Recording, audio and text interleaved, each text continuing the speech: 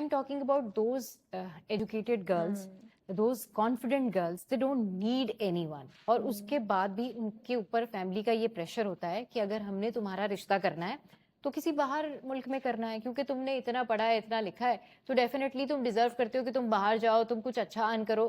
Obviously اگر آپ نے رشتہ کر دیا نو پرابلم, مگر اگر کوئی اسکیم ہوتا ہے یا اس لڑکی کا کیلیبر اس لڑکے کے اکارڈنگلی میچ نہیں ہوتا, تو ساری جو پرابلم ہے, ساری جو پریشانی ہے وہ لڑکی اٹھا رہی ہوتی ہے نا ملک سے باہر جا کے. ڈیفینیٹلی. اور آپ یہ چیز بھی دیکھیے کہ باہر ملک میں جو رہنے والے ہیں, جو لڑکے کی ماں ہے, وہ ہمیشہ پریفر یہی کرتی ہے کہ پاکستان سے یا دیسی خاندان سے ادھر لوکلی ہم بہو لے کے آئیں. کیوں؟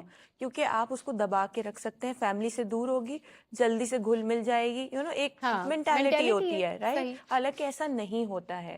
اور ایک چیز اور اس میں دیکھیں آپ کہ جب اس طریقے سے ایک سیٹ اپ بنتا ہے جس میں لڑکا باہر ہے اور باہر کے ملک میں ہے, تو ایک بہت بڑا ڈرا بیک یہ ہوتا ہے کہ یہاں پہ اگر لڑکا ہو تو کم از کم آپ اس کے گھر جا سکتے ہیں, اس کا گھر حوال دیکھ سکتے ہیں, اس کے فیملی فرینڈس دیکھ سکتے ہیں, یہ ساری چیزیں دیکھ سکتے ہیں. لیکن جب باہر سے رشتہ آتا ہے تو ایک ایڈڈ پریشر بھی ہوتا ہے, کہ ایک ایکسٹرا پریشر ہوتا ہے کہ جو رشتہ باہر سے آیا ہے اس سے ایک تو بہت چارمنگ لگتا ہے ہمیں کہ باہر سے آئے, واو, آسٹریلیا, یو کے, یو ایس اے, لیکن وہی والی بات ہے that the grass is greener, ہمیں لگتا ہے that the grass is greener on the other side, لیکن it's actually not. اور پھر ان کو دیکھ کے باقی لوگ جو ہیں وہ بڑا امپریس ہوتے ہیں اور وہ کہتے ہیں جی بائی ہوک اور بائی کروک ہم سروائیو کر لیں گے, ہم محنت کر لیں گے. لیکن جب وہ وہاں جاتے ہیں ان دی اینڈ تو پھر ان کو ریالٹی پتہ چلتی ہے, گراؤنڈ ریالٹی پتہ چلتی ہے کہ اٹس گوئنگ آن. ابھی میں یو کے ہی گئی ہوئی تھی کچھ ٹائم پہلے, اور وہاں میری ملاقات لوکل پاکستانیوں سے اور دیسیوں سے ہوئی تھی, اور وہاں مجھے پتا چلا